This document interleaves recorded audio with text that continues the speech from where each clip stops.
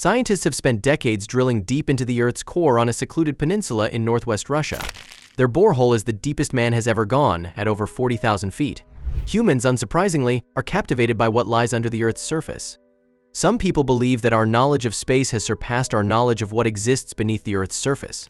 While many people are familiar with the Cold War-era space race between the United States and the Soviet Union, few are aware of the equally fascinating effort to conquer our underground world. In the late 1950s, rival US and Soviet scientists' teams began planning elaborate tests to penetrate the Earth's crust. This hard shell, which stretches as far as 30 miles into the center of our planet, finally gives way to the mantle, a mysterious inner layer that accounts for 40% of our planet's mass.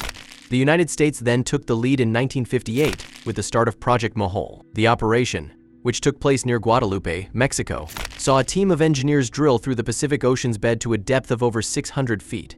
However, their funding was cut 8 years later, and Project Borehole was abandoned. Then it was the turn of the Soviets.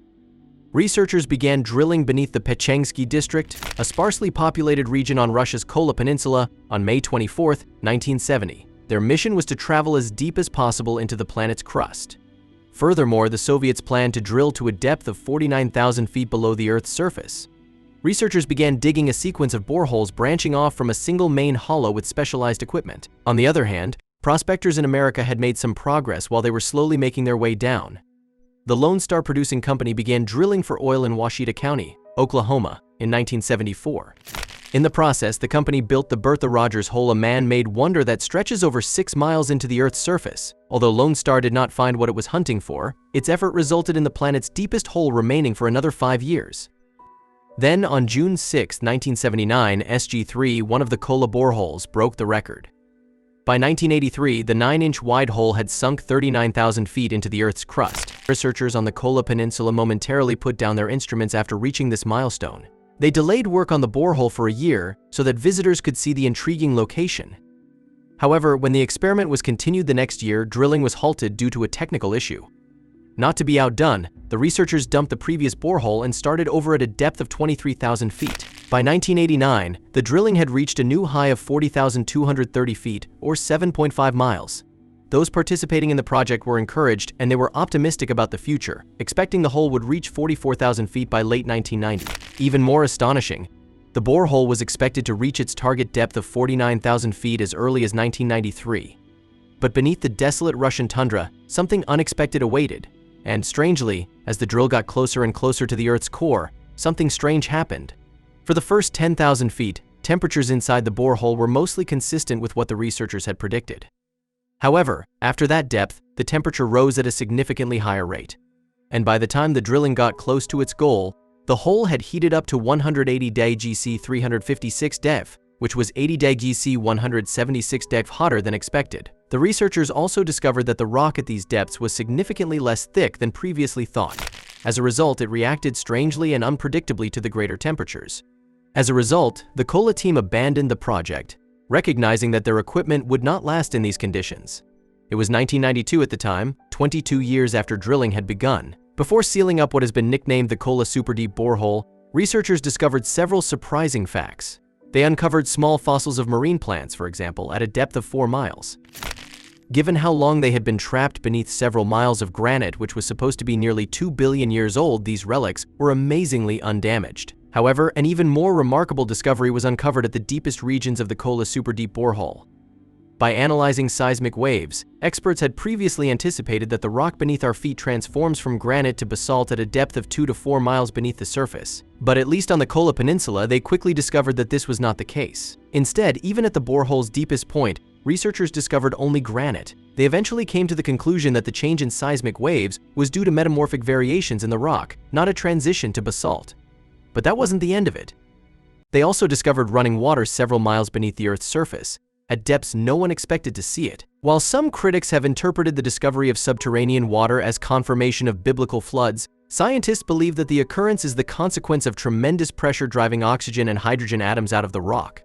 Following that, impermeable rocks trapped the freshly produced water beneath the surface. The collapse of the Soviet Union coincided with the shutdown of the Kola Superdeep Borehole, and the project was permanently shut down by 1995. The site is now classified as an environmental hazard, while some artifacts from the experiment can still be seen in the nearby town of Zapolyarny, about 6 miles away. researchers have failed to break the borehole's record, indicating that it is still the planet's deepest man-made point. The race to the Earth's center, however, is far from ended. Drilling platforms from the International Ocean Discovery Program continue to dive deep beneath the seafloor, facing failing equipment and harsh temperatures to learn what surprises lie beneath the surface. However, not every journey beneath the waves in search of the Earth's center is successful. A two-man submersible, for example, was dropped into the cold waters of the Antarctic on a mission of discovery in a literal plunge into the unknown. What is the goal of the crew members? To dive further beneath the seas near the South Pole than any other expedition in human history. And what they found down there is a breathtaking look into a world that no one has ever seen before. This was not, however, a spur-of-the-moment decision.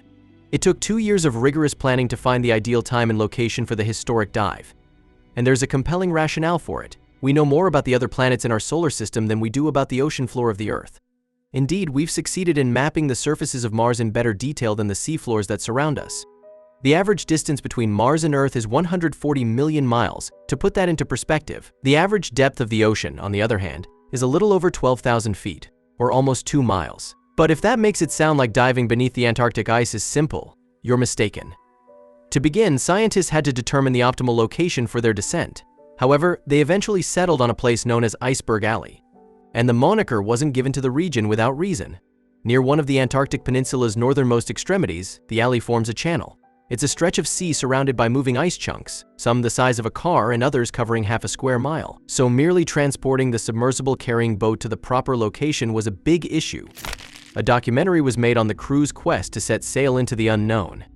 And there were some bumps along the road, according to executive producer James Honeyborn, who told the BBC that getting through Iceberg Alley was like a giant game of Space Invaders. It wasn't simply getting to the right spot that caused the team difficulty, other factors at play complicated the job. The team wasn't sure how the submarines they planned to utilize would fare in the deep ocean. However, as they began their 3,000-foot drop, those concerns may have evaporated. Why? They discovered a fascinating ecosystem of odd organisms beneath the waves, including one they named after a prominent character from the Star Wars film trilogy. While life is cold and cruel above the Antarctic seas, there are abundant strange, even alien aquatic animals beneath them. However, there are several fantastic reasons behind this. Marine snow is basically organic stuff that flows from the top of the ocean to the bottom. It transports nutrients and energy from regions of the sea that receive sunlight to portions of the ocean that don't, making it a vital source of sustenance for deep-sea organisms. However, krill poo is an important food source in the deep seas beneath the Antarctic. Krill are little crustaceans that reside in the oceans of our world and serve a significant function. Their waste, in particular, transforms the seafloor into a muddy habitat ideal for life. And, as it turns out, the life that thrives in that location is some of the most bizarre you'll ever see. The Antarctic sunstar, given a more sinister name by the researchers, is one of the more odd animals discovered by the crew. The beast was dubbed a Death Star, and rightly so. The creature, whose Latin name is Lebedia sternulatus, is a relative of the ordinary starfish, yet it's a completely different creature. For starters, the Death Star can have up to 50 arms and grow to be larger than a hubcap. Small pincers cover the skin on its arms, and if anything touches them, they snap shut. Almost always, the unfortunate victim is a passing krill. And there's another peculiar thing about this sunstar. The Death Star is a perfect example of how different Antarctica is from the rest of the world's oceans, where fish are the major predators. Few fish can survive in the water near the South Pole because it is so cold. Invertebrates like the Antarctic sunstar are at the top of the food chain as a result. Furthermore, diving in the Antarctic is akin to peeking through a window into what life was like in the seas long before humans inhabited the Earth. The ice dragonfish, or Cryodraco antarcticus, is another odd creature that lives in the Antarctic Ocean. It has adapted to exist in extremely frigid circumstances. For one thing, its blood includes antifreeze proteins that keep it from freezing up. That blood is clear, too, because it doesn't need hemoglobin to move oxygen around its body as we do. Diving in the Antarctic is akin to peeking through a window into what life was like in the seas long before humans inhabited the Earth. Dr. Copley and his colleagues' trip was about more than just witnessing exotic creatures in their natural home for the first time. A deeper understanding of how life survives in the Antarctic Ocean could potentially help conservation efforts in and around the South Pole. Even the most accessible sections of the oceans are a mystery, according to Dr. Copley, who hopes that this voyage will help to change that. And beyond the potential for scientific breakthroughs and a deeper understanding of our environment, there's even more to visiting a remote location.